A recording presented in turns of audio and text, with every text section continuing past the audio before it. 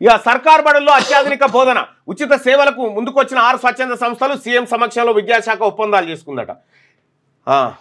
ప్రభుత్వ పాఠశాలల విద్యార్థులకు అత్యాధునిక సాంకేతిక బోధనల సేవలను ఉచితంగా అందించాలన్న లక్ష్యంతో రాష్ట్ర విద్యాశాఖ ప్రముఖ స్వచ్ఛంద సంస్థ ఎన్జిఓలతో పరస్పర అవగాహన ఒప్పందాలను కుదుర్చుకుంది. జాతీయ అంతర్జాతీయ స్థాయిలో పేరొందిన 6 ప్రముఖ సంస్థల భాగస్వామ్యంతో ప్రభుత్వ పాఠశాలలో అధునాతన ఎడ్టెక్ సదుపాయాలు కల్పించింది. జూబ్లీహిల్స్లోని సీఎం నివాసంలో ముఖ్యమంత్రి రేవంత్ రెడ్డి సమక్షంలో విద్యాశాఖ ఉన్నతాధికారులు ఆదివారం 6 ఎన్జిఓ ప్రతినిధులతో ఎంఓయూ పత్రాలపై సంతకాలు చేశారు. నందన్ నిలేకర్ నేతృత్వంలోని ఏక్స్టెప్ ఫౌండేషన్, డాక్టర్ సునీతా కృష్ణన్ నేతృత్వంలోని ప్రజ్వల ఫౌండేషన్, అలక్ ఫాండే ఆధ్వర్యంలోని ఫిజిక్స్ వాలా ఖాన్ అకాడమీ, షోయబ్దార్ నిర్వహిస్తున్న పైజామ్ ఫౌండేషన్, సఫీనా హుస్సేన్ ఆధ్వర్యంలోని ఎడ్యుకేట్ గర్ల్స్ వంటి పేరొందిన సంస్థల ఎంఓయూలు కుదుర్చుకున్న ఎన్జిఓల జాబితాలో ఉన్నాయి. ఇక దేశవ్యాప్తంగా వివిధ రాష్ట్రాల్లో పేరొందిన ఈ సంస్థల భాగస్వామ్యంతో విద్యారంగంలో విప్లవాత్మక మార్పులు తీసుకురావచ్చని ప్రభుత్వం భావిస్తుంది. రాష్ట్రంలోని ప్రభుత్వ పాఠశాలలో బోధన నాణ్యత ప్రమాణాలను మెరుగుపరచాలన్న ముఖ్యమంత్రి ఆలోచనకు అనుగుణంగా సర్కారు నిర్ణయం తీసుకుంది. ఈ కార్యక్రమంలో ప్రభుత్వ సలహాదారు కేశవరావు, విద్యాశాఖ కార్యదర్శి యోగితారాణా, ప్రత్యేక కార్యదర్శి హరిత, సీఎం ప్రత్యేక కార్యదర్శి అజిత్ రెడ్డి వీళ్ళందరూ కూడా పాల్గొన్నారు. అయితే ఇక్కడ విషయం ఏంటంటే, ఇప్పుడు మనం గతంలో చదువుకున్న వెనకట మన పెద్దవాళ్ళు పెద్ద బాల శిక్ష చదివేది.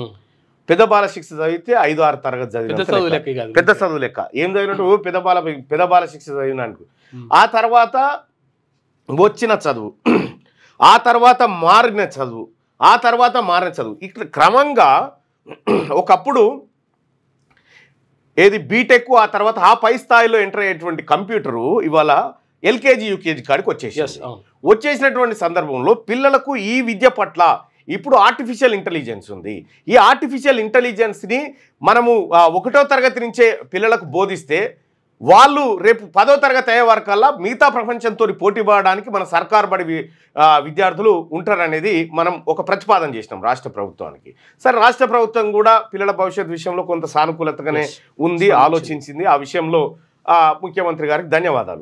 ఇక రెండోది ఏంటంటే ఎల్కేజీ యూకేజీ విద్యను కూడా గవర్నమెంట్ స్కూళ్ళలో ప్రవేశపెట్టడం ఇది అద్భుతం. సో ఇట్లా ఎక్కడైతే గ్యాబులు ఉన్నాయో, ఎక్కడైతే ప్రైవేటు దోపిడీకి గ్యాబులు ఉన్నాయో అక్కడ ఆ గ్యాబులన్నీ మూసేస్తే సర్కార్ బళ్ళల్లో ఇవాళ ఎల్కేజీ యూకేజీ 1వ తరగతి నుంచి పీజీ వరకు అన్ని రకాలుగా ప్రభుత్వమే చేస్తూ ముందుకు వస్తూ ఉంది. అయితే ఈ సంస్థలు ఏవైతే ఉన్నాయో ఇప్పుడు ఒప్పందం చేసుకున్నటువంటి సంస్థల బ్యాక్గ్రౌండ్లు కూడా ఒకసారి చెక్ చేయాలి.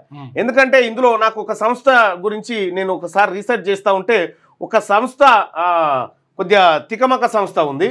మరి ఆ సంస్థ ఏందనేది ఒకసారి నేను మళ్ళీ ఒకసారి పరిశీలించుకున్న తర్వాత మాట్లాడతా. కానీ ఇక్కడ ఇంకోటి, ప్రభుత్వ పాఠశాలలను బలోపేతం చేయాలంటే ఇవాళ మంత్రివర్గ సమావేశం జరుగుతుంది. లోకల్ బాడీ ఎన్నికలకు ప్రభుత్వ బడిలో వాళ్ళ పిల్లలు చదవాలనేటువంటి కార్యక్రమాన్ని ఒక నిబంధనను కనుక తీసుకురావస్తే అది బాగా జరుగుతుంది. రెండోది, గౌరవ ముఖ్యమంత్రి గారు మార్నింగ్ న్యూస్ తరఫున ఈ ప్రజల తరఫున రిక్వెస్ట్ చేస్తా ఉన్నా, ఈ 3 పిల్లల నిబంధనను ఎత్తేయండి. ఇప్పటికే సౌత్ ఇండియాలో జనాభా తగ్గిపోయింది. మనం జనాభా నియంత్రణ కోసం పెట్టుకున్నటువంటి నిబంధన ఇవాళ సౌత్ ఇండియాలో జనాభా తగ్గిపోయి డీలిమిటేషన్ జరిగితే సీట్లు పెంచే పరిస్థితి లేక తక్కువ సీట్లు పెరిగి ఆగమయ్యే పరిస్థితికి వచ్చింది. కాబట్టి జనాభా పెరుగుదల కోసం రాష్ట్ర ప్రభుత్వం చొరవ తీసుకోవాలి. ఇవాళ జరిగేటువంటి మంత్రివర్గ సమావేశంలో 3 పిల్లల నిబంధన ఎత్తివేయాలి. అలాగే స్థానిక సంస్థల ఎన్నికల్లో పోటీ చేయాలనుకుంటున్నటువంటి వాళ్ళు వాళ్ళ కుటుంబం నుంచి ఉన్నటువంటి విద్యార్థులు ఎవరైతే ఉన్నారో వాళ్ళు గవర్నమెంట్ స్కూళ్ళలో చదివే విధంగా నిబంధనలు రూపొందించాలి. అప్పుడు ఆటోమేటిక్గా గవర్నమెంట్ ఎందుకు చెప్తా ఉన్నా ఈ మాట అంటే, ఇప్పుడు సపోజ్ ఒక గ్రామంలో సర్పంచ్ ఉండనుకో, ఊర్లో ఉన్నటువంటి సర్పంచ్ ఈయన పిల్లగాడు ప్రైవేట్లో చదివిండి అనుకో, ఓకే,